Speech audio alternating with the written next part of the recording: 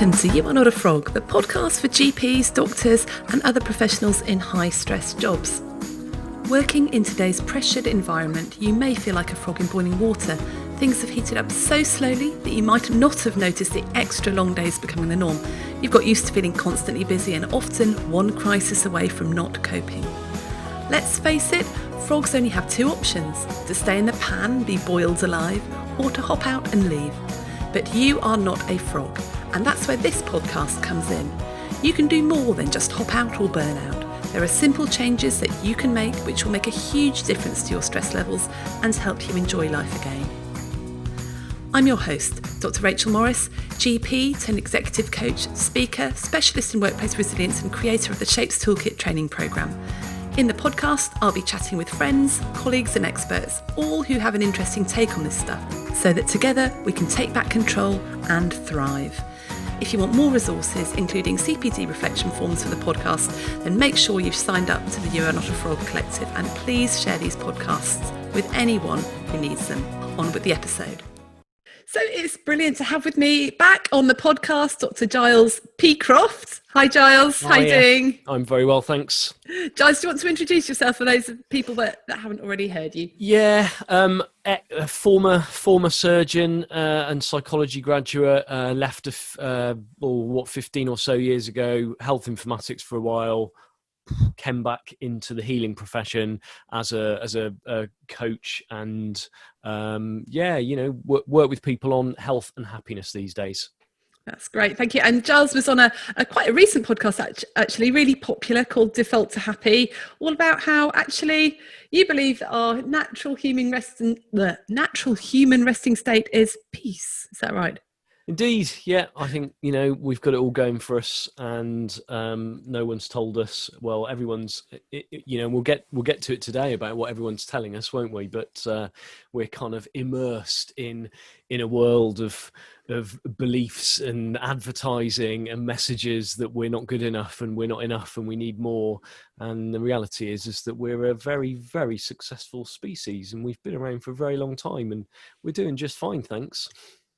So just remember that. Any of you who thinks I'm not doing okay, actually, you're probably doing better than you think you are. It's just other things have got on top of that, and so that was the whole message of Default to Happy. It's about learning to shed all those expectations of ourselves and the thinking patterns that are causing us distress. Is that right?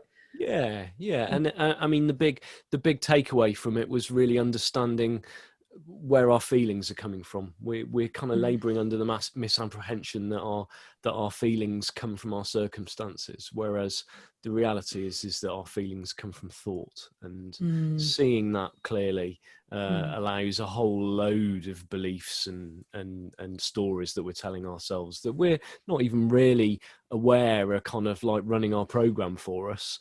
A load of that conditioning just dissolves, and we relax back into this default state of peace of mind and clarity and connection. Great. So we're going to be talking about a particular part of that programming today that's running for a lot of us. Before we go on, I just need to warn everyone. We have an alarm engineer in our house at the moment testing our burglar alarm, which is perfect when you're trying to record a podcast, isn't it? So please forgive any random beeps and alarms going off. We're perfectly safe. It's all being tested. So just to let you know, so I don't have to edit out all the beeps and alarms in the podcast. The reason why we're doing this particular podcast is that Giles popped something on Facebook in the summer, which I thought was very interesting and led me to a bit of a path of exploration. Giles, what was that post that you put on Facebook?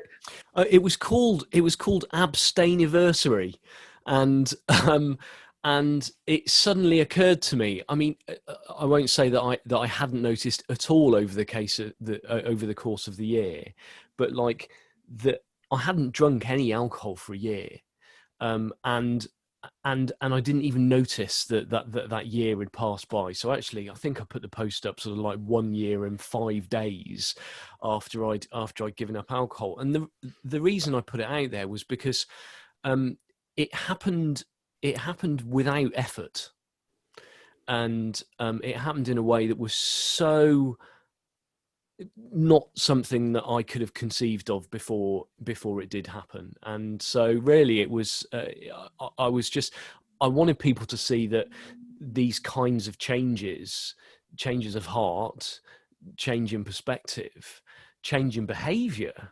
are very possible. Because before that, you know, I think in the post I said, if you'd sat me down a year and 6 days ago and said to me, you're going to stop drinking entirely, I honestly wouldn't have believed you. I'd have, you know, sorry, no, you've got the wrong bloke. And for me, that was the thing that I noticed in that Facebook post. Not was the year of not drinking, because plenty of people abstain from alcohol and give up from alcohol, but it was the fact that you'd been drinking beforehand, but you'd had a year of not drinking and you didn't notice. Yeah, I just didn't care. Because for a lot of people, we can abstain from alcohol and you have sort of stopped over, don't you? And whether it's alcohol or cigarettes, but you have this sort of January, dry January and all that. But people really notice, and then they can't wait for February to come around, and then they're craving alcohol again. So for me, I was like, wow, how was that when he can't notice? Because at the time, you know, I was thinking, actually, I would really miss it if I gave up, you know, my glass of wine on a Friday night or whatever. So that got me quite interested. And in the post, you recommend a particular book that helps, and we'll talk about that book in a minute. But firstly, let's just talk about, is there a problem? Right? Is there a problem? Because I think this is where we need to start. And, you know, I'm a doctor, you're a doctor. I think it'd be fair to say that alcohol was part of our lives or has been or is part of our lives, because that's socially, medical school was very alcohol heavy. Say that again. And then, you know, certainly in sort of the UK, a lot of the culture that we live in is based around alcohol, and that's socially, you go out to a dinner party, you drink, you have friends around for drinks, you have drinks at Christmas. It's a lot of it is based around alcohol. So do doctors generally have a problem, or is this podcast not just doctors? You've got other professionals in high stress jobs. So do doctors, lawyers, accountants, you know, people in other professional organisations, do we generally have a problem, or is it actually fine? I think I think it's that we've not really questioned it all that much. We kind of, because, you know, when you said about what struck you about the post was that that I hadn't noticed.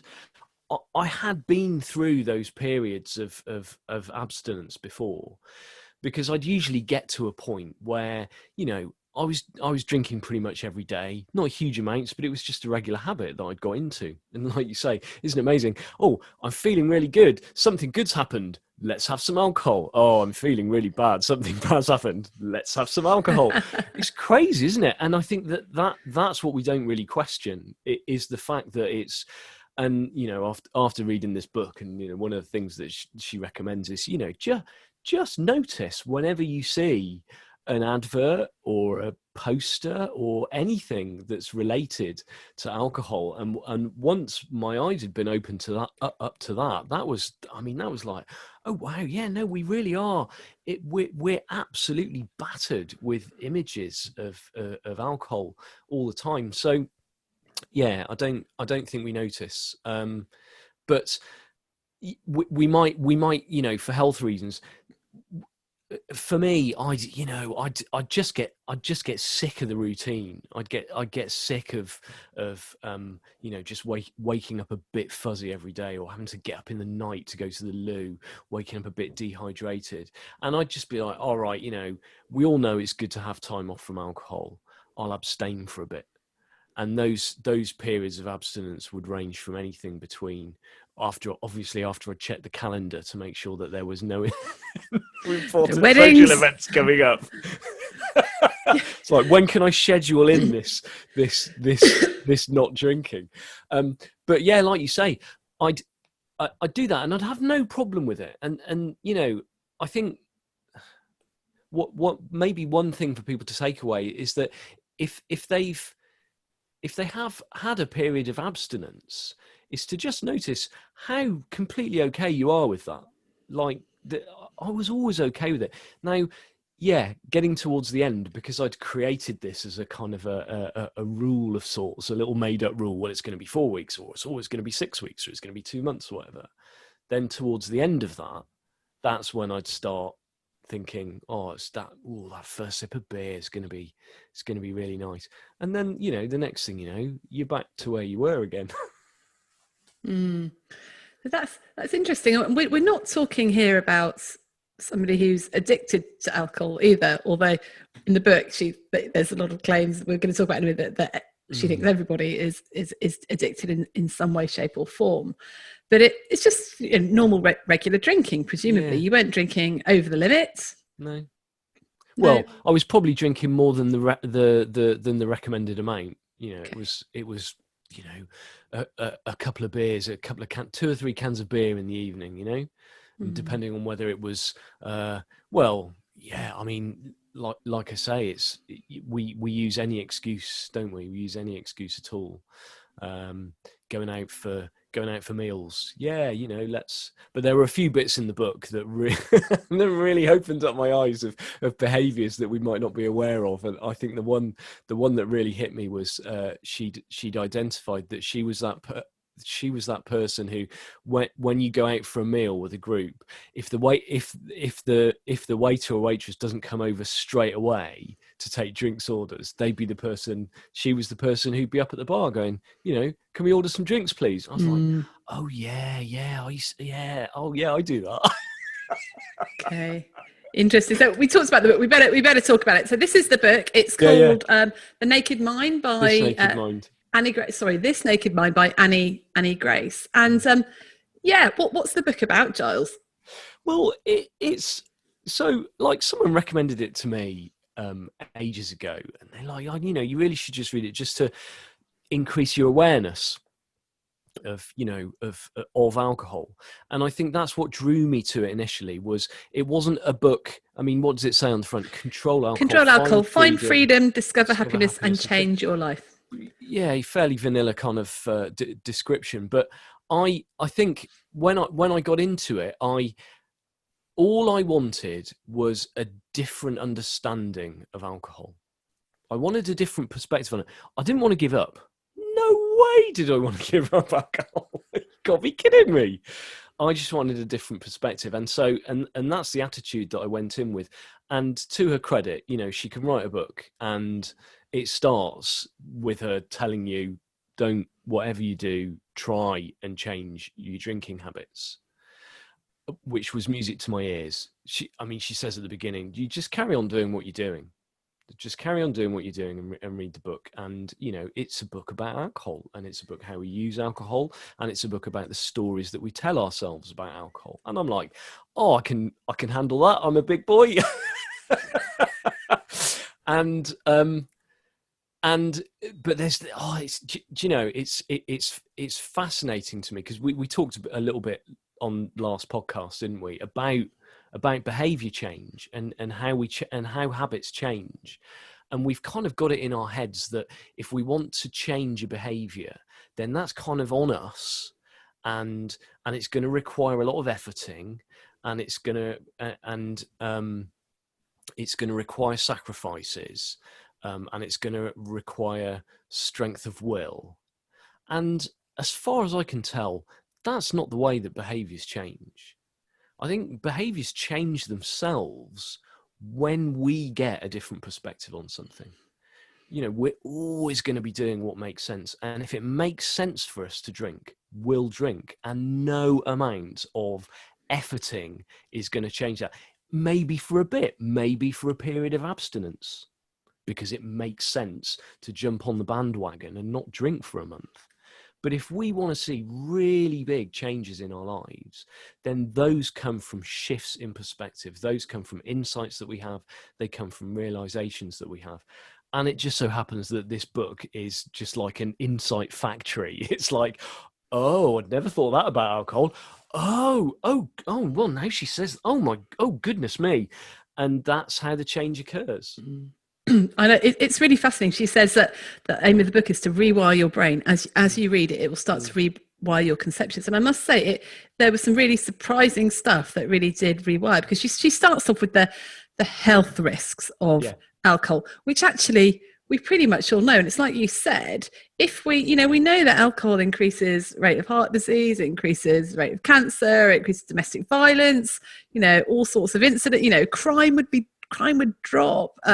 We know that if you have too much, it disturbs your sleep. And even at low levels, even, 1 or 2 units, it disturbs your REM sleep. So you're feeling tired, and the amount of lost productivity and just feeling a bit fuzzy at the weekend, or, so we know the effects of alcohol, right? We don't really need to be preached. So she gets that out of the way. But then there are these other deeply held beliefs and misconceptions. And I'm sure I have at one time or another held all of those along the lines of, but I need alcohol to help me relax, or I'm a funner I will have a better time if I can drink alcohol. Because fundamentally, why do we drink it? To have a good time, I think, or to ease some pain or another. So it will help me just, forget or whatever, all these different things that she says we have just told ourselves for many, many years. She sort of systematically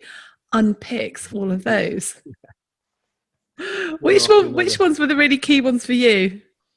There's the one about kind of the relaxing, like after a hard day at work, and she tells a story of going out with a bunch of work friends after work. They've had a really stressful day. They're sat around at the table in the bar.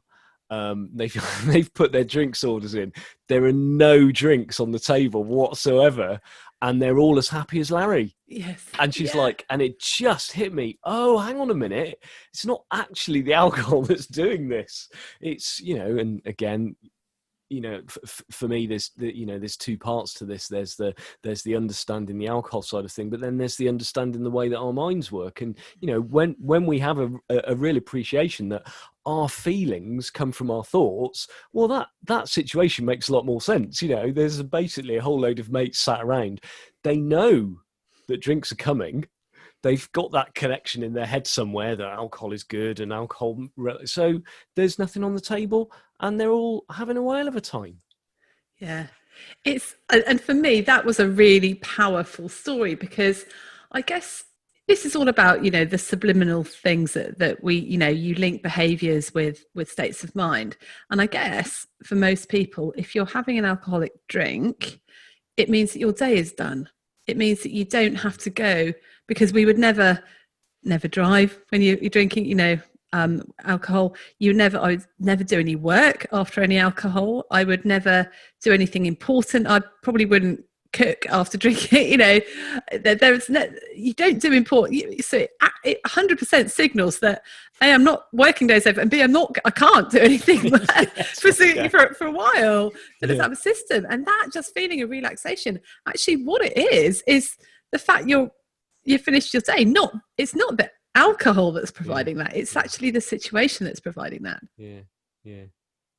So there's that first one. The other myth that was really interesting. So I'm thinking often, your first drink of the evening, like you said, I'm looking forward to the sip of beer or the glass of wine or the gin and tonic. She says often you're quite low blood sugar when you have those drinks. Often it's before food, and you think, oh, isn't that nice? Often that's just because you've literally, alcohol gives you a sugar hit. It's a sugar hit. And I've thought about that a few times when I've been just getting ready to cook the evening meal. I thought, oh, I'll just have a glass of wine. I thought, actually, hang on, sugar. Maybe it's just sugar. And I've brewed myself some kombucha, that fermented tea drink. And I've poured myself a glass of that with some fizzy water. And actually that, I thought, after 10 minutes or so, I thought, actually, I'm perfectly happy. I'm perfectly happy with this other drink that I've got. And it's had the same effect, but it hasn't got the alcohol in it. So that was another myth. I thought, oh, sometimes I'm just hungry. Duh. And the other one that would I was always genuinely puzzled. After I'd had like a month off booze or something, and that first sip of beer. So like I had my favourite beer. I used to love Cobra beer, and I used to love Heineken lager, and I'd be really looking forward to it. And then like the first glass tasted really weird. Like, it was like, have I actually cracked open the beer that I think I've cracked open? Because it tasted so different.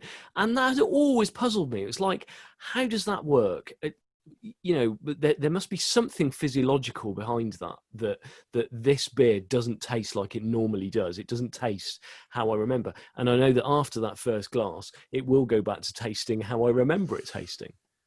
She kind of blows that one out of the water, doesn't she? By just gently pointing out to you, you're drinking poison. Yeah.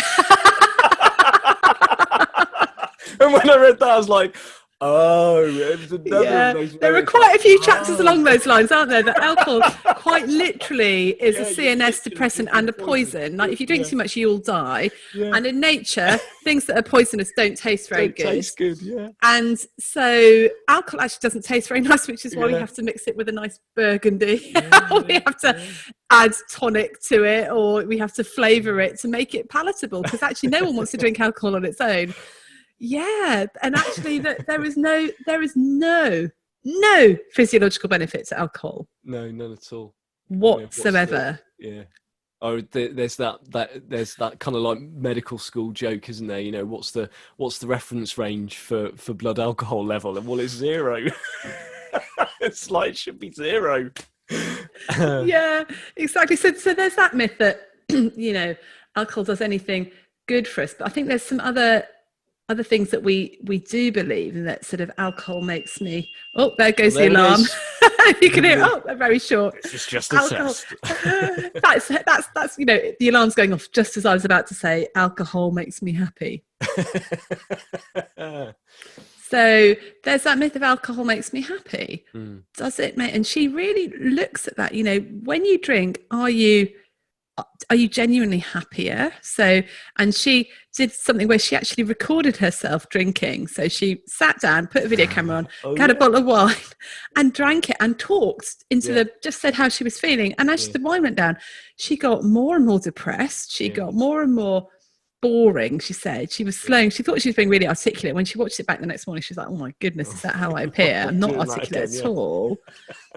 So yes, it sort of decreases your inhibitions, but actually, is it true that you're happier? And when you think about some of the consequences that happen, if you've been a bit unguarded and been a bit tactless or upset someone, or, how many times the next morning have you gone, oh, did I say a little bit too much about that last night, or something? Or what did I say? Occasionally you might think that, or did I embarrass myself on an office night out, or, or actually, does alcohol make you happy, or does it actually cause you more stress in your life by feeling dreadful and by having to make amends if you have said something that was just a bit tactless or something the next day? Yeah, and life goes on when you sober up. It's not like you have a drink and then, there's a great line in it that she says something about if alcohol made me feel better, then wouldn't I need less of it over time rather than more of it? It's just all these little logical things. It's like, another one, and it's just like a hammer after nail after nail after nail into every single one of your arguments. But I want to go back to that. Does alcohol make us happy? Well, what alcohol does is it's a central nervous system depressant, isn't it? Okay, so what it is good at is depressing our thinking. Yes, it's good at depressing our thinking, and again, when we have an understanding of where our felt experience of life comes from, when we see that our felt experience of life comes not from circumstance, but from thought, well, then again, it starts to make a bit more sense. We've all got, there'll be a whole load of people who don't identify with this podcast whatsoever, because alcohol's not their thing. And maybe they've got another thing. Maybe the thing that they do to calm down their insecure thinking is to eat, or maybe their thing that they do is to gamble, or to play video games incessantly, or to binge watch Netflix. Or exactly. And just this simple seeing what all of those things are doing, they're all doing exactly the same thing, which is just taking our thoughts offline for a bit. And we don't need to. We've got that built into us. We settle, our thinking settles itself when we leave it alone, and when we know that it settles itself, when we know to look for the settling. We're always coming back into balance. We're homeostatic beings. All of our systems are always coming, they're fluctuating around a mean. And our moods and our thinking is no exception to that whatsoever.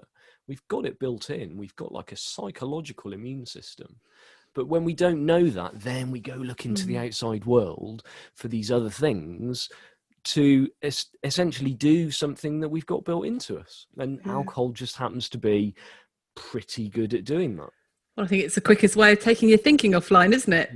Down a bottle of wine, your thinking's definitely going to go offline very, very quickly. You're going to go unconscious. So I'm intrigued at this, because I think it's one thing saying, just take your thinking offline, default, don't use alcohol, don't use another way of soothing. How do you actually do that? Well, if I were to hold one hand behind my back and offer you one hand and say, pick one, you don't even know what's behind my back. And most people just haven't been pointed to their true nature, which is, like we talked about in the last one, is peace of mind, connection, calm, something that we all experience regularly. We all experience regularly. We just don't really question it. We get so caught up in all of this, left brain activity that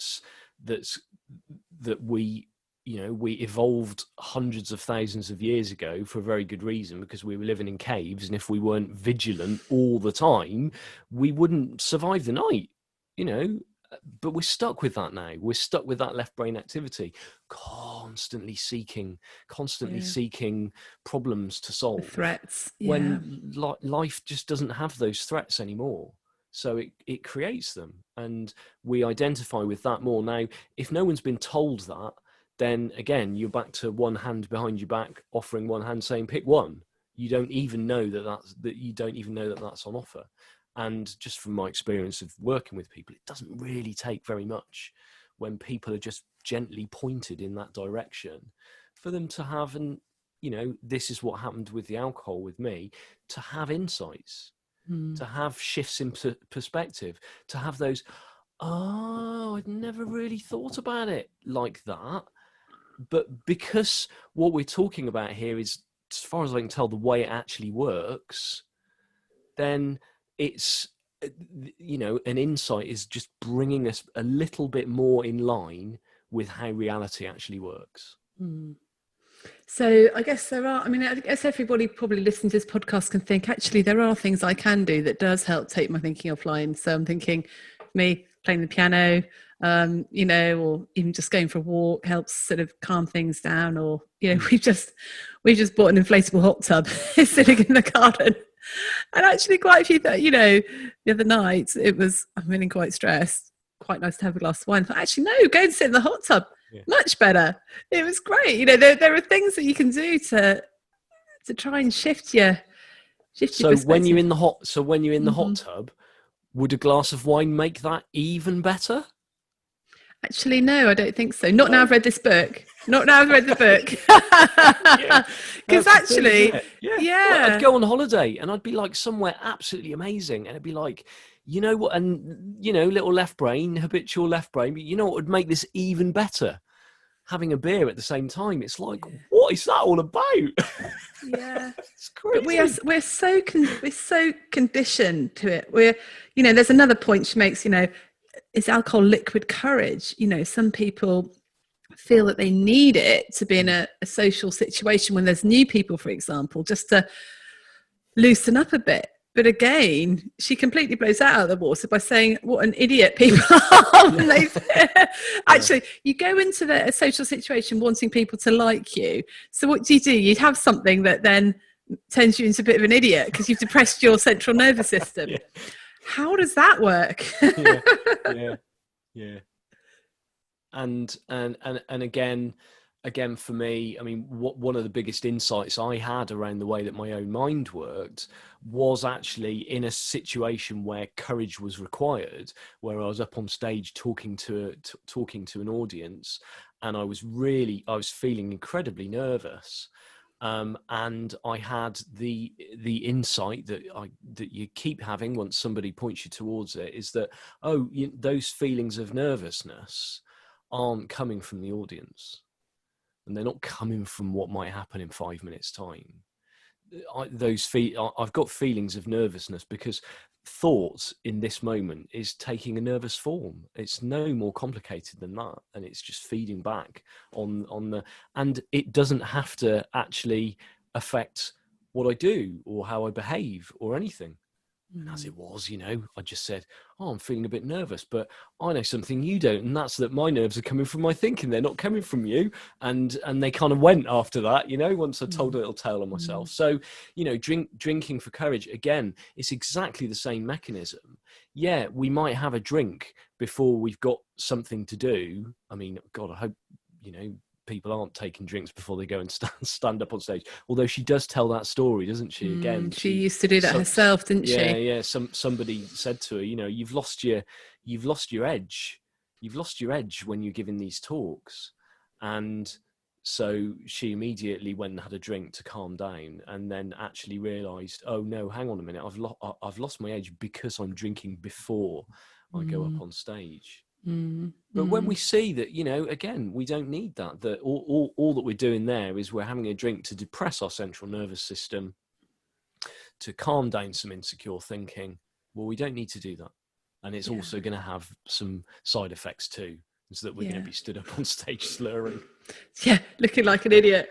And for me, there's another one here, is alcohol vital to social life? And this is, quite an interesting thing. I remember reading an article, I think it was in some women's magazine, sort of giving up alcohol wrecked my marriage. So it was this woman who had given up, and used to do, their whole social life was based around going to the pub with their mates and drinking. And then she decided to not drink anymore. She started to do triathlons and stuff like that. And very soon, her and her husband had nothing in common. He was still going to the pub. He said she'd become really boring. She was getting up early to train, didn't want to sit around. And so I guess in that way, it sort of did. But I guess what's happening is I do remember going to a dinner party, and I was really looking forward to it. I was driving, so I didn't drink anything. And, I still had this slight thing of actually alcohol makes the evening more enjoyable. And by sort of 11, I began to think, actually, alcohol does make the evening more enjoyable because I'm feeling quite bored now. And then I realised it's because the people I was talking to were actually quite boring. I'm quite certain they were, it was, don't listen to the podcast, If you're listening to the podcast, it wasn't you. It was some random people from a long way away.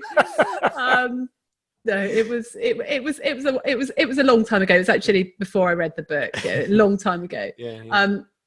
But sometimes it's actually, you then realise that you want to spend more time with people that re-energise you and that people you enjoy spending time with, rather than people that you just are sort of in that social circle with you. So maybe it does wreck your social life in the fact that you choose your friends more carefully. Because I know there's a friend that I regularly meet up for dinner. It's a pub a few miles away, so we both drive. So we both sit there. I have soda and lime all night, and I have an absolute brilliant time. Yeah. And I never once during that meal think, I wish I was drinking alcohol at all, because I'm with someone who I really like. She's lovely and she's really interesting, and we have a nice time. So again, there's that myth that we have that we need it for our social lives or to enjoy ourselves in an evening. Yeah.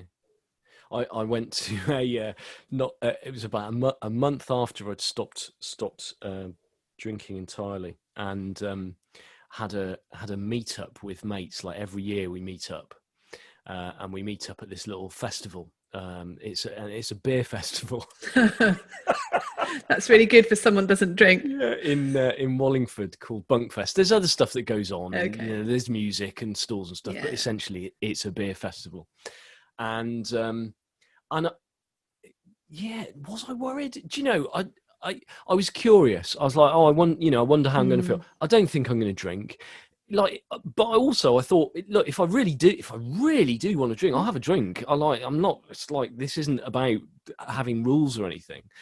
So I went there, and my word, yeah. So there wasn't one single moment where I thought, I wish I was drinking. Not one single moment. Not one at all. It was quite weird, though. I do remember standing in the middle of a field at one point and just doing a sort of a slow 360 degree. It was really nice weather. Doing a slow 365 degree turn, and every single person I could see like had a drink in their hand, or was quite obviously drunk, and it was like, wow, this is what we do, isn't it? This is what we do, and we just don't question it at all. We don't question it at all. So, but yeah, no, it wasn't like it was a weird weekend though, because all my mates were quite hammered, and you must have felt pretty smug when you woke up and like you were, hey, hi, morning, and they're like, oh, it's time to get up. Yeah, this tent's really hot. Yeah. So I think it's really interesting. I'm sure some people, like you said, some people listening to this podcast won't drink at all, and they're like, okay, that's really interesting the way these people are thinking at all. Yeah. But some people will be thinking, well, I don't want to give up drinking. I'm perfectly happy, and it's really. And she talks about this in the book that. So whenever I was reading this book, I would get some really defensive reactions from people. So it's like. I'd say, what are you reading? I'd say, well, I'm reading this book. And if they didn't drink, they'd go, oh, that's interesting. What's it about? And I'd tell them, and they'd go, oh, yeah, that's interesting. If they did drink, not even like massive amounts, they just drink even little bits. They'd go, oh, well, I mean, I hardly drink anyway. And, why? I mean, you don't have a problem. You're fine. And, so but all you did was said, I'm reading this book about alcohol. And actually, my husband, when I'm telling tales on him, he doesn't listen to the podcast, so we're okay. We went to see some really good friends of ours when we got back from holiday. And I said, well, I'll drive. It's fine. Doesn't matter, because actually, massively, since, I still have a glass of wine because I do like wine, but I now really stop quite, I probably just have one as opposed to two. And it's really helped because I'm feeling really bright over the weekends and all that sort of stuff. But he walked in, and I had to go and park the car, and he walked in and he went, Rachel, stop drinking. Like it was this dreadful thing. Like, not that I ever drank very much, not that I do. It was such an odd thing to go and not have a glass of wine. He thought he had to sort of pre-warn them. And then they're like, tell us about it, Rachel. I'm like, no, really, it's not a big deal. All I'm doing is trying to bust these myths that it does anything for me, or I have to relax, or it helps in any way. And I think the only thing it does, like you said, it switches off your thinking for a bit. But then, is the benefit worth it? It's got some side effects, hasn't it? I mean, I had the book for ages before I read it. And the friend who'd recommended it to me, every time she brought it up, I would get a bit defensive. And I mean, I felt, I suppose I felt a little bit defensive, kind of like even starting the book, but it's so well written, and it welcomes you with such open arms that it's not judgy or anything at all. But I have definitely noticed the reaction from people when I say, oh no, I don't drink anymore. I was like, and they go, why not? And I'm like, I just can't be bothered. And I don't care whether people drink or not. I honestly don't. Again, we're going to do what makes sense, and it's fine. Behavior is a function of understanding, so we're always going to be doing what makes sense. So I've got no problem with people drinking whatsoever. So I just say, oh yeah, I just can't be bothered anymore. And it's almost like that's an invitation. Hang on a sec. To give me all the reasons. You should be bothered, Giles. It's very important to be bothered about it. Because people take it as a judgment. All the reasons why exactly. People take it immediately. If you say I'm cutting down or I'm not, immediately they think they take it as a judgment on themselves. Yeah, but there's something in that, isn't there, about alcohol? About what it does. do you know anything else where you can just start having a conversation about it and it provokes such an extreme reaction in people?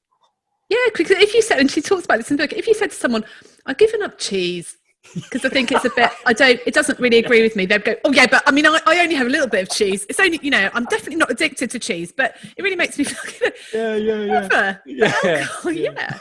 Yeah. I mean, even I'm giving up heroin. Someone would go, oh, good for you, mate. But I only have a little bit. Come on, you can just sniff it. It's fine.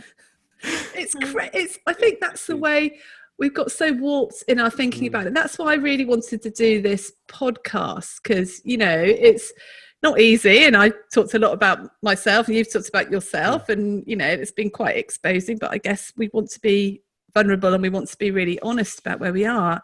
And they're all, I looked at the birthday cards I got for my birthday. It was all around, oh my god, or needs more gin, or it's all about bring gin, help, what does it, absolutely everywhere. It was just, every card was about open some fizz, it's your birthday, or do this. And it's so pervasive. And I think as doctors and other professionals in high stress jobs, it's by far and away the biggest thing we use to self-soothe and to cope.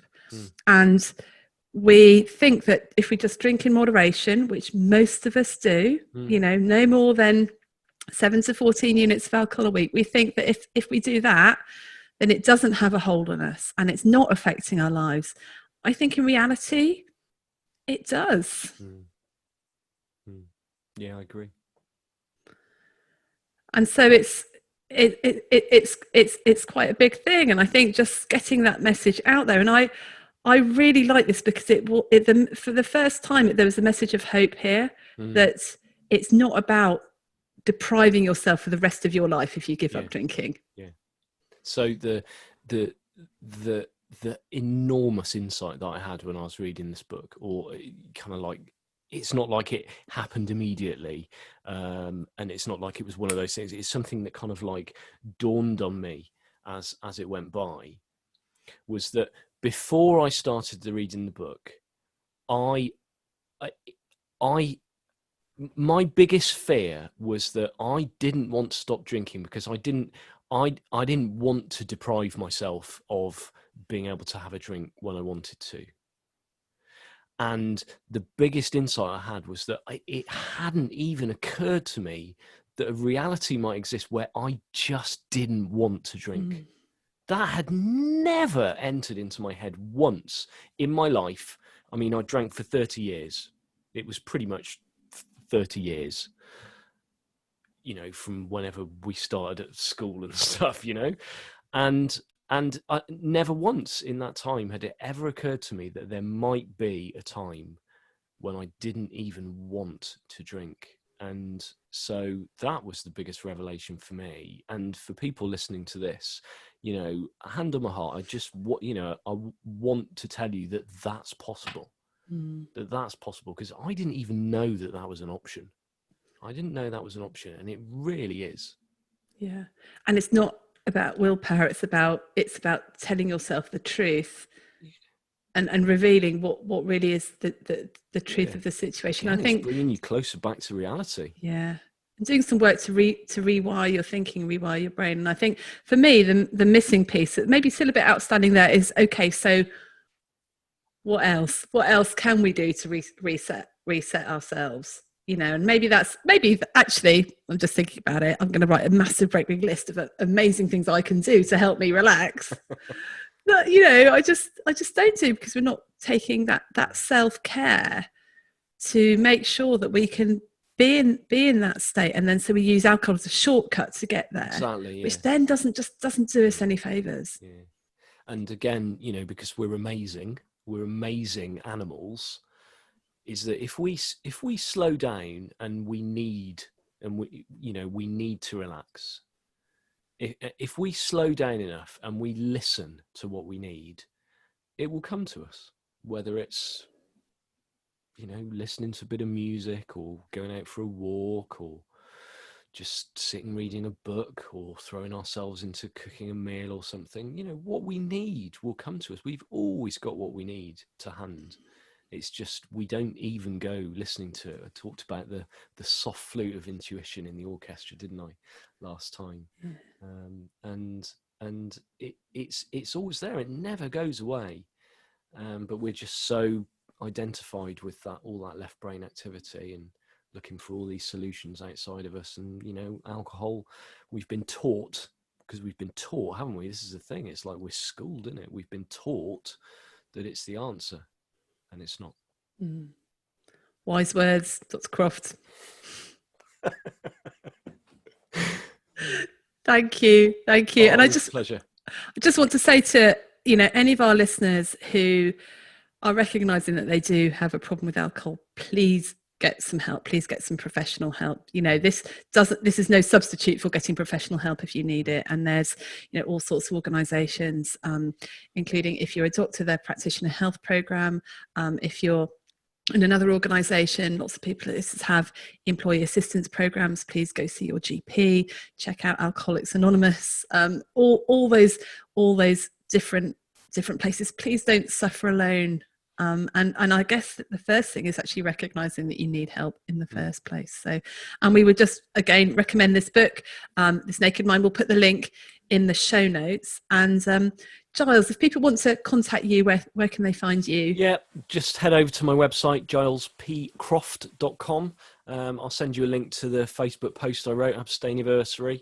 I'm Giles P Croft everywhere, Facebook, Twitter. Great. And I'd love to get you back again soon on the podcast. We'll think of something else to talk about, I'm sure.